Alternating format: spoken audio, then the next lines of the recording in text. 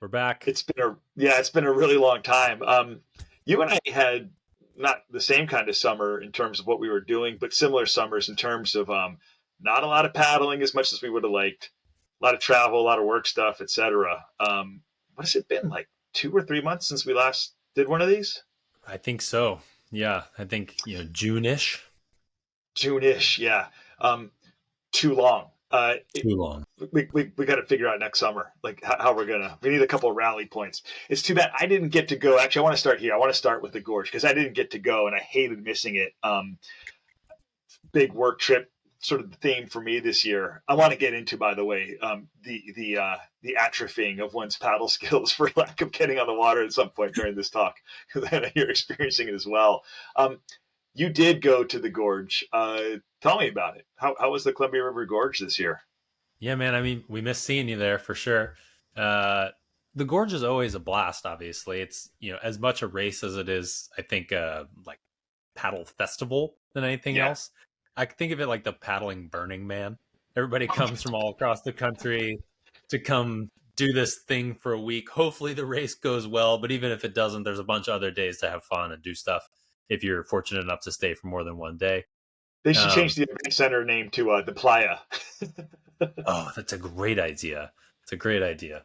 And yeah, and have some fun burning sculpture. I'm sure Fiona's dad, McCrae, could come up with a cool sculpture that we could Yeah. burn down on the beach or something. That could be fun.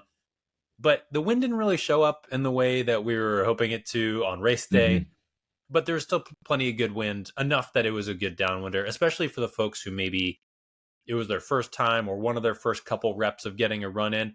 It was really great. There was enough wind to catch some glides and some bumps, but compared to many other years, I would say it wasn't nuking, nor was it epic, but it was a fun time for sure.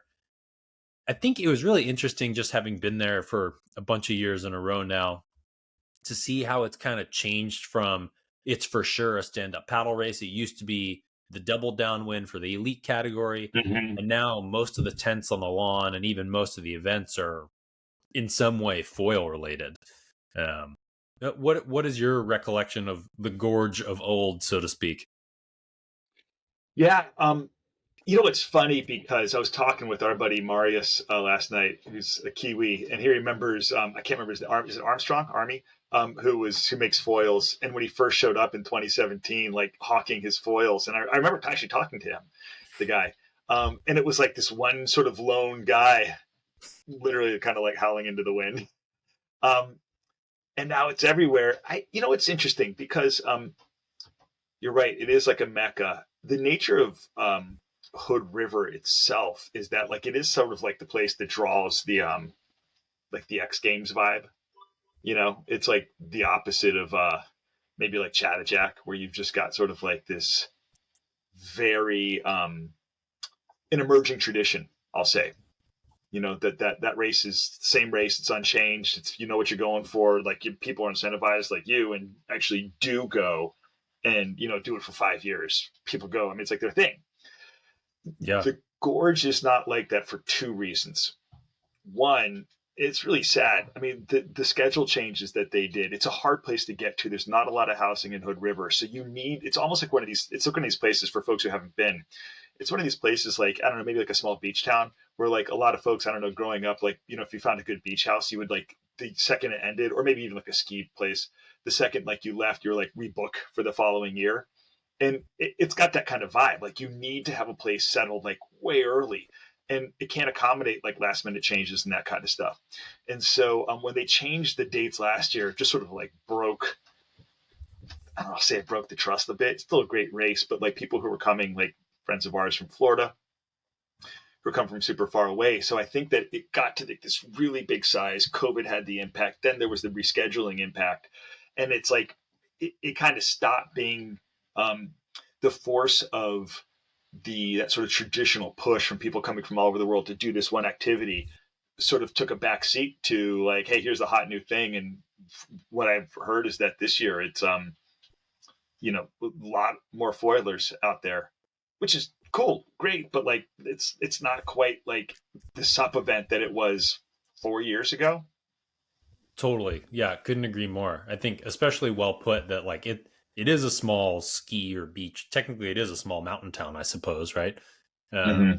It just so happens to be at the edge of this geographical anomaly that produces amazing wind every year. Yep. And yeah, it was crazy. Like, this is nothing against foiling, of course. Like, it's that's how this stuff goes, right? There's always a progression of Yeah. sports and people's interests wax and wane between hobbies and stuff.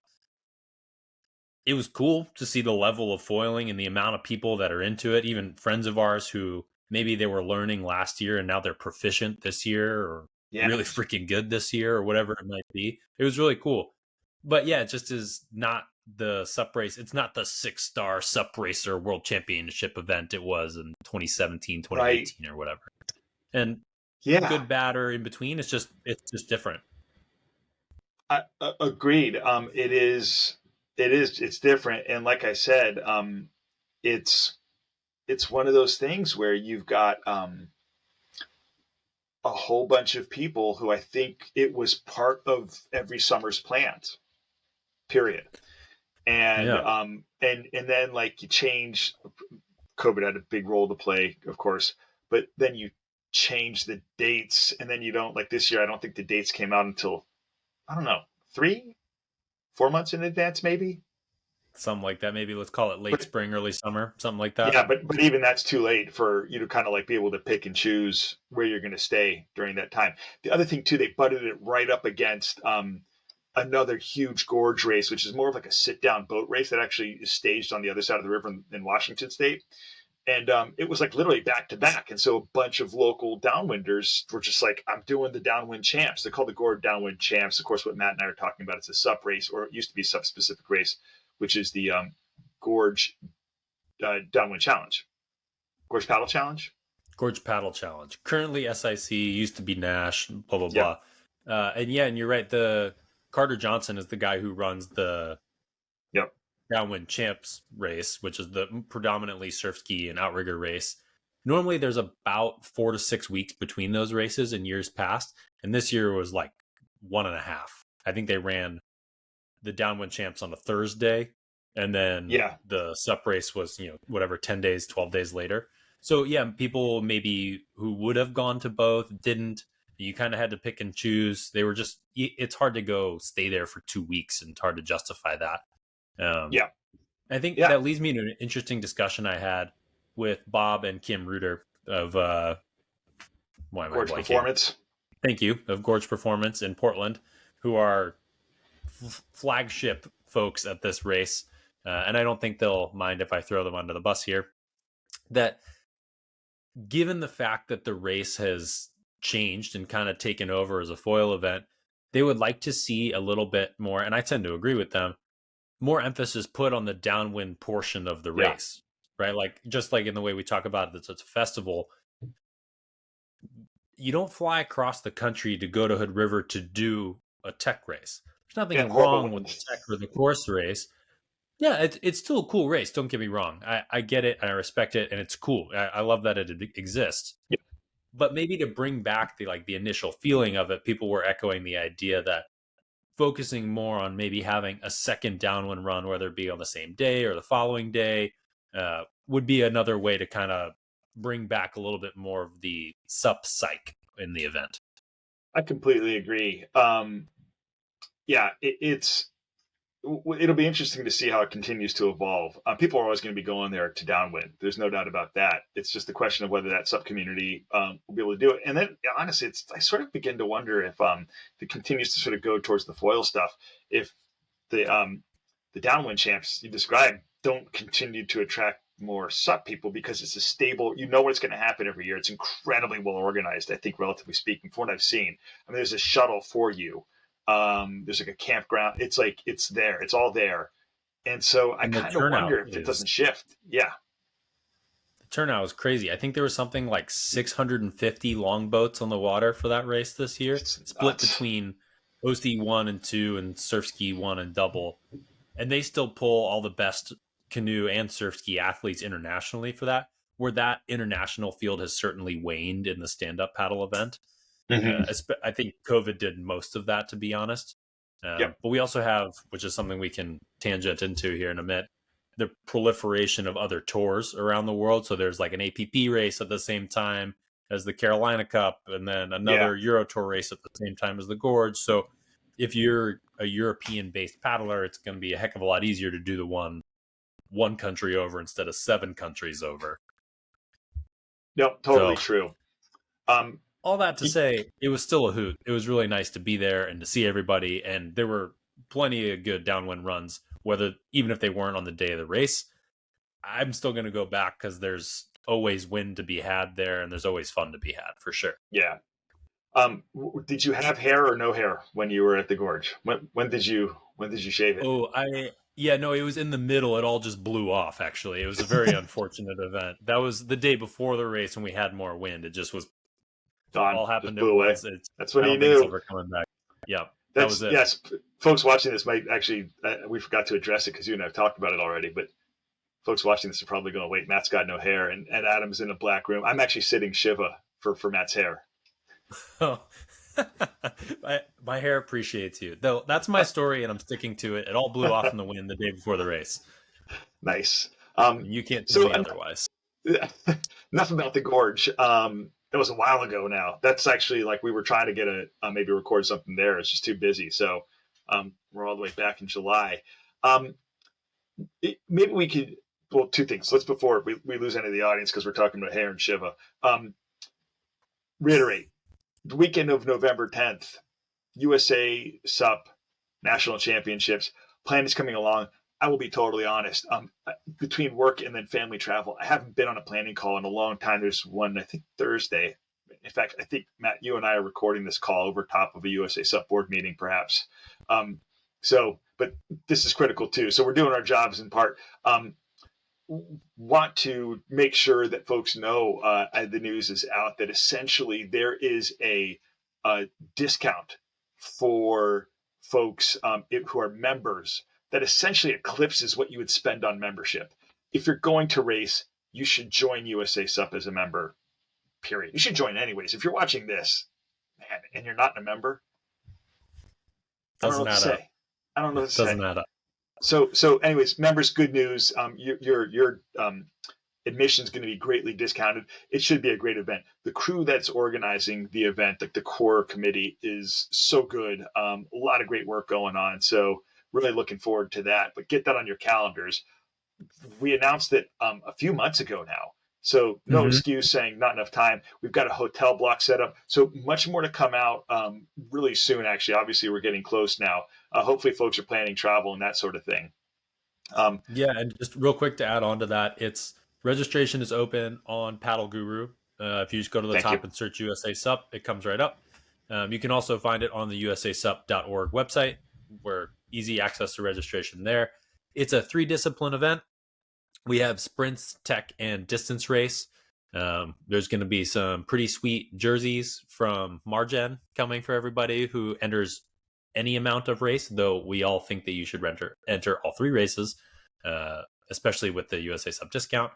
But yeah, it's going to be in Long Beach, California. We've got some really cool courses set up for all ability levels. We have some really sheltered water. So if you're a newbie paddler and want to do the shorter distance race, we can keep you inside the harbor there. The other distance race for more experienced paddlers will take you out into a little bit more unsheltered water and then back in again. Tech race is going to be all unsheltered water, and same with the sprints as well. You can paddle to the event site from the hotel that we have blocks at, which is super convenient. Yeah. You can spectate much of the races from either the event site, and some of it maybe is going to be in front of a grandstand as well, which could be really cool if that pans out. So it's panning out to be a really great event. And to your point, the crew that's organizing this, which I'm a small part of, but mostly like the local crew there based in Southern California that's doing a really great job working with the city, working with the local paddle clubs and hotel blocks and everything, are really putting together a really cool event. So I hope that lots of people can turn out for this thing. It's looking to be pretty amazing. That is awesome. Yeah, I'm super psyched. So register, become a member, register for the race. Obviously, the earlier folks, I know like it's like a pandemic in the SUP community, probably in all sorts of athletic events. People not registering until like days, if not day of, for an event. I don't know if we've got a slacker tax where you're going to pay more if you wait longer, but it helps us so much in planning when you register in advance. It's a lot easier if you sort of pull out at the last minute than it is if you add at the last minute in a lot of ways, because it just allows us to sort of prep for like greatest possible attendance numbers and that sort of thing. So much That's a good appreciated for point. folks who have already signed up and registered. So thanks. Yeah. Thanks for all the details, Matt. Yeah, Hey, for speaking sure. of the planning, one of the things we're thinking about is how we would broadcast this thing. And something really cool happened this past weekend, other side of the country, your neck of the woods. The Goat Boater.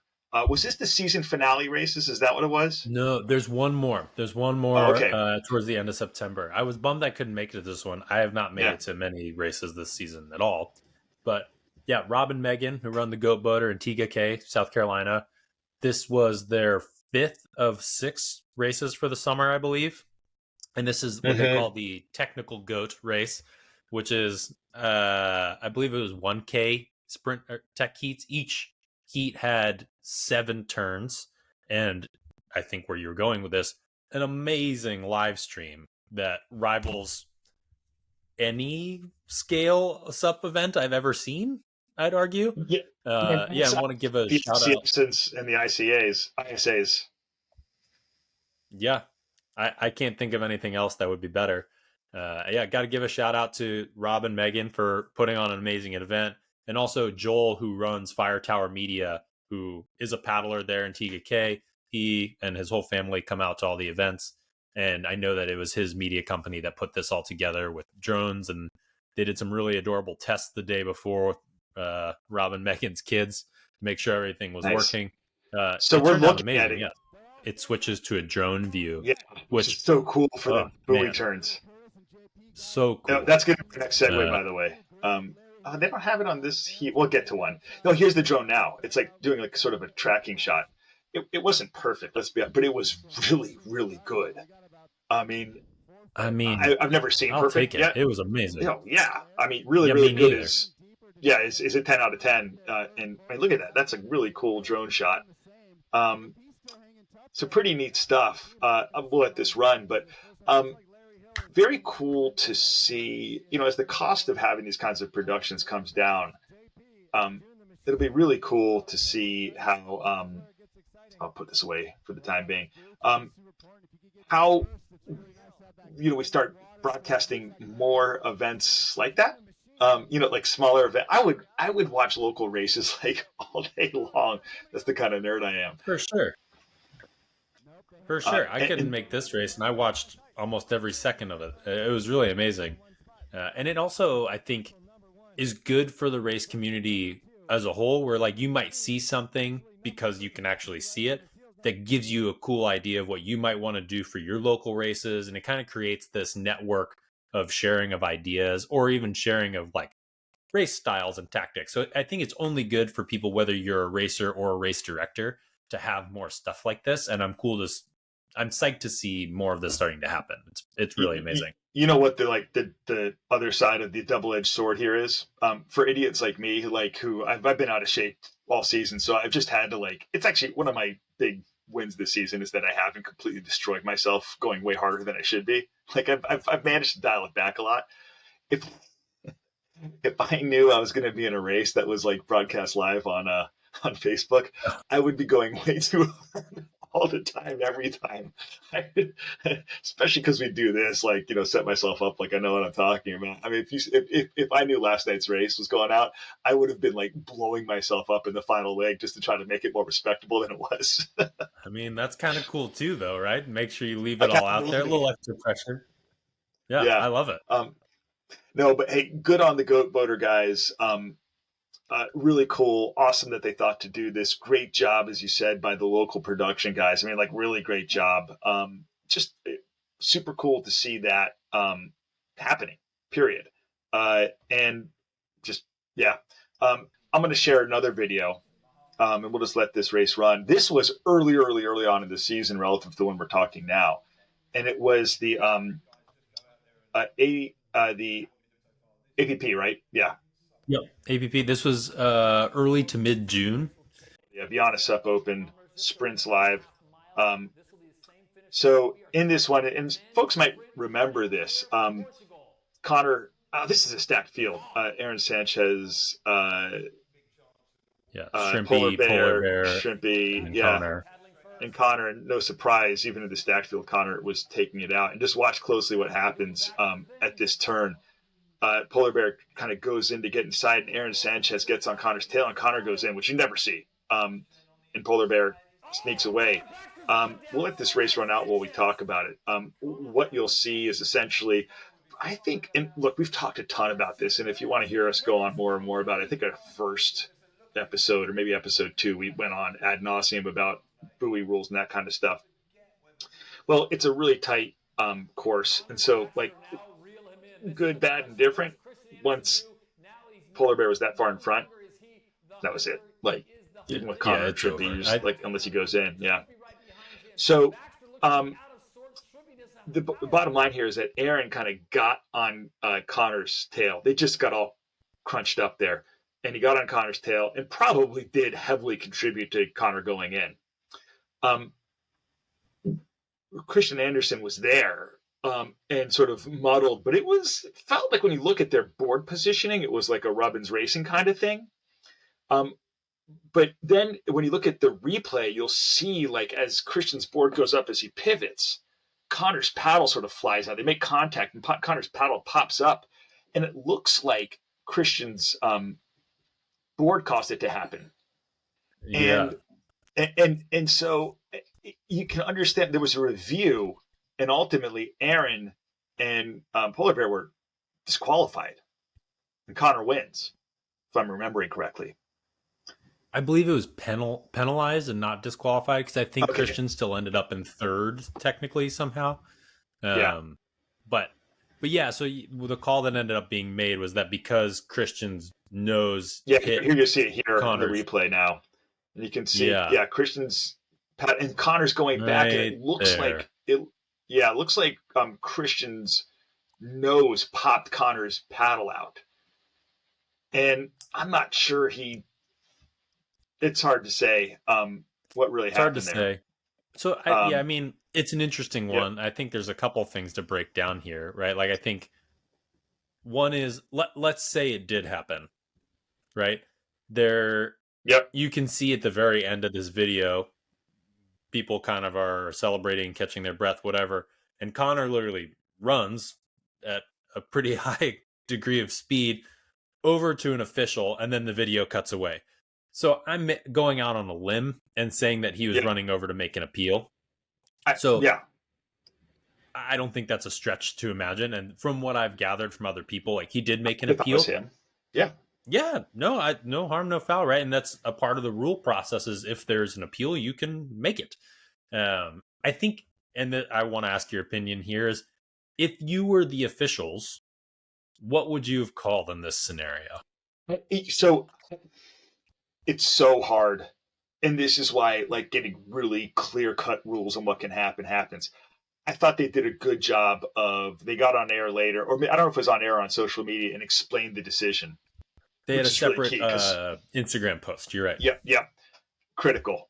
We talked a lot about that, what happened in the Carolina Cup and the lack of transparency. So, I mean, honestly, um, I have trouble finding fault with their decision. I have an easy time finding fault with whatever rules got them to their decision. Like if you're Ooh. Connor, like he was clear lead and then gets like jammed up and it's hard to say if Christian's presence there didn't hose him up. I mean, it's one thing to have a guy on the back of your board. It's another one to not have a place to put your paddle as you're like trying to like survive that. I mean, just Yeah, period. I, It I just for sure yeah, agree with like the discrepancy between the decision versus the rules. I think that's well exactly. put. For me, I don't know if I agree with the call though. Even if let's say I agree with the rules, Mm-hmm. I think that making this call sets a really, in my opinion, bad but nonetheless interesting precedent to say if Yeah, the guy out in front leaves space on the inside, right, which is what happened, there was more than enough room for Christian to take the inside line here. that Yeah. you can't take it aggressively to overtake somebody. Like Connor doesn't have to do a crossbow stroke there, right? He could do a backside sweep turn here too, where his You're not paddle wrong. would not be there. So if we're saying that that can't happen, then we're disincentivizing people trying to pass, especially in a course which, in my opinion, doesn't have a lot of passing 1000%. opportunities, right? So you got to take them when you can get them. 1000%. Because I think you touched on it earlier. Like when you watch the rest of the race, if somebody gets that gap, even if it's a smaller gap than what's in what actually Christian gets, if you get a border 2 length gap, unless you fall, this race is pretty much over. It's really short. There's not a lot of long stretches Yeah. here. So I don't really love the message that this enforcement sends, I think is maybe how I'll leave it. I agree. Yeah, it's tough. I mean, I'm watching it again. It's a tough It's so call. tough for Cat. Yeah, it's tough for Polar Bear. It's like I just don't think. I think it looked a certain way, and they had to make a decision in that moment. And if you're looking at that replay, it's like one of those things. And we're so used to that, certainly in the United States, like watching video replay and over again. And yeah, I mean, it's just wrong place, wrong time.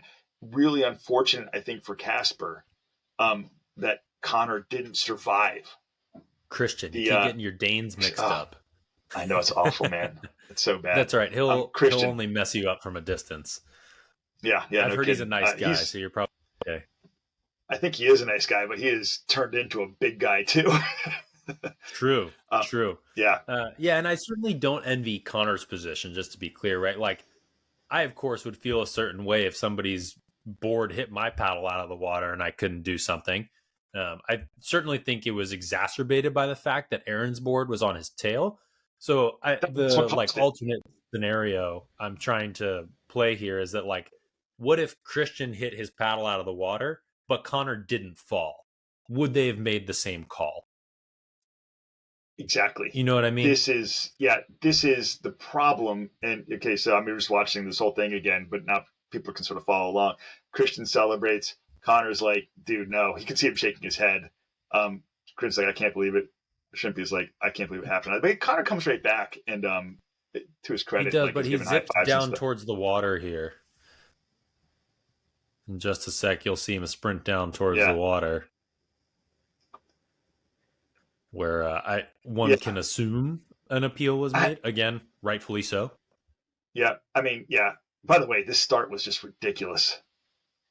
These Across guys. the board. So here it is one more time. So Aaron gets out of sync, steps on the back of Connor's board. Casper barely makes contact. Christian, by the way, my guy. if you watch this again, if you look at Shrimpy, I'm not going to run it again. I'll stop the replay. People can go find this on their own. If you look at Shrimpy surviving this thing, it's insane. Like, it's like one of those things where like a great character actor in the background. It's just nuts. Like what he survives in terms of contact and all that kind of stuff. It's very cool. Yeah, no, that's a great point. I think, like, we're very much not watching him because he only finishes third here, right? He's never in danger of winning the race.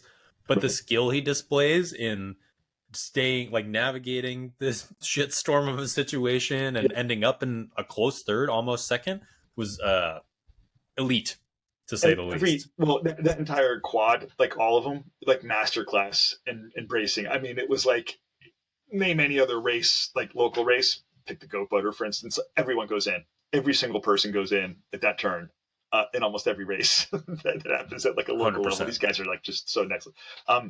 So yeah, it would have been very, very, very nice to have that overhead drone view for that turn. Would have been cool. Yeah. True. Look, we got to get the rules right around buoy turns. I will say, going back to goat boater, this was something less than a K, I believe, right? Was this like 500? I don't even remember. I don't know if you remember how long the goat boater course was. No. The this race we were just watching. Oh, this is super short. I think this is like maybe 500 meters kind of thing. It's short. The goat boater. That's a 1K sprint. And I really like that format. They did so much right there. Really great format. The turns, like sort of a chicane at the start, like some straightaway stuff. There's a lot that they did right that I think was really cool. you didn't Yeah, see they anyone. in You didn't see many particular, I people think on the way overtaking. back in. No, yeah, I think you kind of have like this long stretch into a soft turn coming into the Yep. stretch. So if you hit the Yep. gas and maybe you like just survived the chicane and you're maybe more of a power paddler, you have an attempt to make a Yeah. run and pass somebody. If you're good off the line, maybe you know over gamble and getting to the first buoy first. But yeah, to your point, I like that it was a little bit longer. The distance between buoys wasn't quite so regular of an interval, which I Yeah. think creates a little bit more interesting racing. Agree. I'm a growing fan of the 1K tech sprint. Me too. Yeah. Having Um, done the goat boater one last year, I had a blast. I was super bummed I couldn't make it this year. yeah. Um, Pivoting a little bit towards another race where I have messed up buoy turns in the past, the Rose City race in your neck of the woods. Again, Bob and Oh, that's right. Kim's Yeah, race you gave in us an extra Portland. like 600 yards a couple of years ago. F you Yeah, very I much may for have that once added again. in a few extra buoys. Yeah, I was feeling like I just needed a little bit more distance, you know? Yeah, the rest of us behind you weren't. But yeah, Um, that's, well, it's fair enough. But that's what, 2 weeks out for you? yeah, yeah. In fact, I'm trying to in this next 2 weeks try to get in shape from like zero to something. Was at the gym today, Hmm. squatting the empty bar for the first time in like a year. Profoundly Ah, difficult. Zero weight on the bar. I was doing I my heard that's five how by five. Polar Bear got so big too. Which one, Christian or I think Casper? he, Kidding. Sorry. yeah, both. I think they don't use Yeah. any weight on their bar and they just wait for the 2 weeks before their event to train generally. Um, no, it's actually great. I think Bodie Von Allman's going to be doing it this year, Oh, which cool. is just more humble pie for consumption. Um, he Yeah, typically you mean finishes like that you'll thing, and keep him humble yeah, yeah, by yeah. I just beating wonder, like, him. how did that old man Right. do that to me again? No, Totally. it's always great being Yeah. on the course with them though, because it's sort of like you watch him start and you're like, oh man, what a fast start, and then you see him within eyesight, which is questionable. Um, you see him finish, and it's like this dude's still sprinting, like Yeah. That's, six oh, maybe miles he later. didn't sprint off the start. This Yeah, is yeah, just his yeah. pace. Those race pace. That's zone two off the start line. Dude. um, Yeah, and he gets better and better every time I see him. yeah, It's really amazing. yeah, yeah. So looking forward to that. That's a great race. Anyone watching this who's in the area or who's considering coming, um, Bob and Kim, who we mentioned before, Gorge Performance, great paddle shop, board shop. Actually, great sports like sort of like mountain and water sports shop in Portland. They put on a couple of really great races.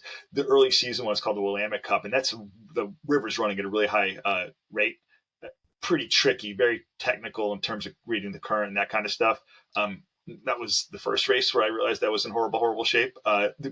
What's great to see is the guys in Portland are training, but they're also started doing like a weekly kind of pickup race, which is awesome to see. So it used to be we'd go down there, and because we were racing a bit more in Seattle, I think we kind of had a significant advantage, just sort of mentality, strategy in races. And that's gone. There's a crew down there that's really focused on competing, and it's like it shows. Yeah, which stinks for Seattleites, but is awesome for the sport. Like from a distance, I'm super psyched to see that there's another community that has a weekly let's get together and rev the engines and push each other a Yeah, little bit, regardless of what happens and hang out. Man, that's good for the sport. We need that everywhere, right? And yeah, for anybody who's remotely in the Pacific Northwest area, go do this race. It's a lot more user friendly, lower barrier to entry than yeah. the Willamette Sup The Cup. It's river just is running way less lower now. river technical. Yeah, they've got a couple distances to choose from. It's just really well organized. Can't speak highly enough about the race. So if you Yeah, have the opportunity, go. And then on the other side of the country, in my neck of the woods, the same weekend is another one of I think the best races in the country is the Olukai Low Country Boil in yep, Hilton Head, which is run by John Batson, who amazing paddler in his own right and really amazing race director. This race has been going on for a while now. I can't remember how many years, yeah. but 5, 6 years, maybe more. At Um, least, really great, really great yep, race. Used to be an 11-mile haul for the distance race, which it still is this year for outriggers and surf skis. But this year they shrunk the distance race for stand up to a 10K. There's also a 5K course that you can do, and I believe maybe a shorter beginner course. And back to our point about like multidisciplinary races, the following day they kind of trialed this last year, but there's beach tech races for stand up, Yeah. and then they have sprint races for longboats that they're doing by the dock for the first time as well. So lots of paddling in a short weekend for anybody in the southeast region. Come out to the Low Country Boil. Again, registration for both the Rose City and the Low Country Boil can be found on Paddle Guru. Search them, register, help your race directors out, knowing how Yeah. much food to get for everybody. Amazing The event. Rose City Sup Cup might be on WebScore, but no matter. If you search Rose City Sup Cup, there's a website right. which will take you to all the stuff. So no biggie. For both of them, you can search them and find them. The fun thing about Low Country Boil is because Batson is a flying fish team paddler, um, those guys show up en masse. So you get like this installed base of speedsters. So it's like a True. instant, like, yeah, I mean, anytime you can get, I think, there's a handful of crews, but most notably, I think, are the Infinity guys and probably the Flying Fish guys in this country, where like they sort of show up to a race together and automatically it just gets like, way more competitive. But it's fun to be on the water with like really great athletes who train a ton and are really fun people. I mean, on both sides of the coast. So. Yeah, and just having more participation in these events ensures that they're going to continue to come back. So, Yep. the fact that these, let's call them posses, show up to Yeah. all these events in large swaths is great for the sport, regardless of Yep. how fast they are. I think. No, totally. I I'm think hoping to be able to for make it to me, that one too. you got to get to that one. That seems mandatory. Like you, life happens. So I would love to. I really want to. Yeah. No, well, so, it's funny. Maybe we can end on a down note. It is, it's amazing. So, I'll just say, I think I started really racing in 2016. Probably about right. Oh, really? I thought it was earlier than that. No, I was paddling a little bit before, but it's 2016 is when I was like, I'm going to do this. And which, if you think about it, it's kind of a long time ago now. I mean, it's at this point over 7 years. And my progression was like this. There's a handful of people I've seen like this, and then like at some point, like you've begun to acquire a lot of the technique that you need. And now it's really sort of like fitness begins for the first time to become the limiting factor. And that's sort of been my experience. I mean, I'm not too worried about it because I think I can become fit again or more fit than I was. It's, for me, it's the emergence of the post-COVID work system of like travel and that kind of stuff just was not there for a couple of years. Right. My job is different, et cetera. Easy enough. Plenty of great athletes. Boothie's a great example. Travel, and still kill it. But it's really interesting to come across that. At the same time, what's really interesting is that in our local scene here in Seattle, there are like more than a handful. I mean, like probably like 6, 7 men and women who are like 3 years in, and who are great athletes to start with. And I don't mean like back in the day, like, no, I played college ball like 2 decades ago, 3 decades. I'm talking like triathletes, mountain climbers, but all that stuff. And the techniques begin to click in, and it is wild to watch that kind of thing happen when all of a sudden someone whose baseline fitness is just amazing, it clicks. It's exciting to see because I think that there's a lot of that going on all over the place, where people who have great water knowledge, great fitness levels, whatever it might be, are still getting into the sport. As much as people have like maybe onesies twosies have left to go foil, moved away, like you, for instance, we're like more than replacing better than one-to-one folks in the race scene here in this part of the country, which is just amazing. And I mean, you look at what's gone on. We talked about this before down in in Florida, some other places. I mean, I just think it's like the sport continues to attract a certain kind of athlete. Now the question is how do you get some of those certain kind of athletes who are kids? That's the big challenge. But right. Yeah, I think we didn't USA shout SUP out comes in, I think. the Bell Island Classic race. Oh yeah, USA SUP would be great for that.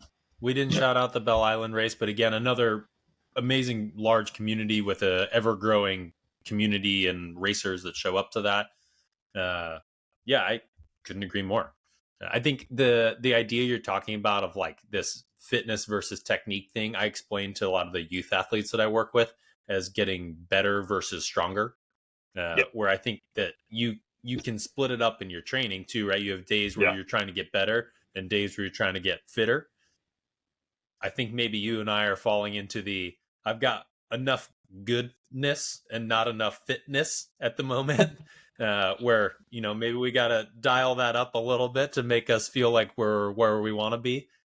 But it is cool to see that evolution happen in newer racers too, because or at least that was my experience coming into the sport directly from other sports. Where I wasn't coming off the couch, having never been an athlete.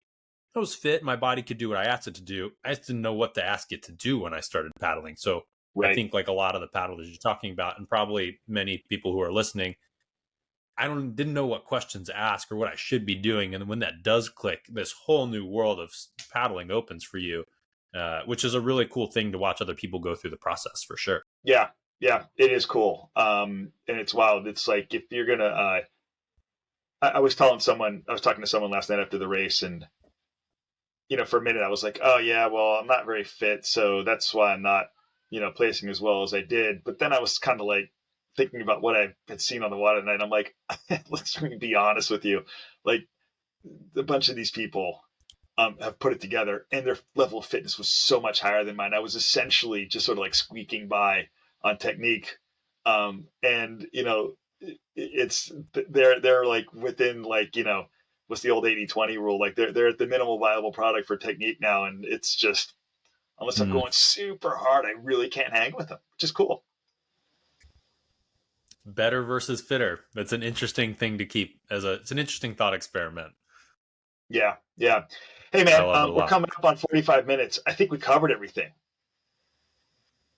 I think we I think did. we got to give. I think we got to give Yeah. one more shout to the to both USA SUP and the championship. Um, needs you to get Yeah. involved. Please The go benefits of check out USA, the registration page. Yeah, the the event is really it's looking amazing. I really hope that people can show up for it. The venue is going to be amazing. The amount of work that people have put into this is really staggering, and it's looking like it's going to be a really, really, really great event. So I do hope that people can make it out. I know it's kind of in the bottom corner of the country, and it's not easy for everybody to get to, but we've tried to make it as accessible as possible once you're there. Like I mentioned before, once you're in the hotel, we're trying to bring everything to you. There'll be food available in most places. If not, we're a short walk or bike or Uber to other really great spaces. You can bike to the event or paddle rather to the event site from the hotel. So once you're parked, if you don't want to leave the hotel, you don't have to for the time that you're there. Um, it's looking like it's going to be a really amazing time.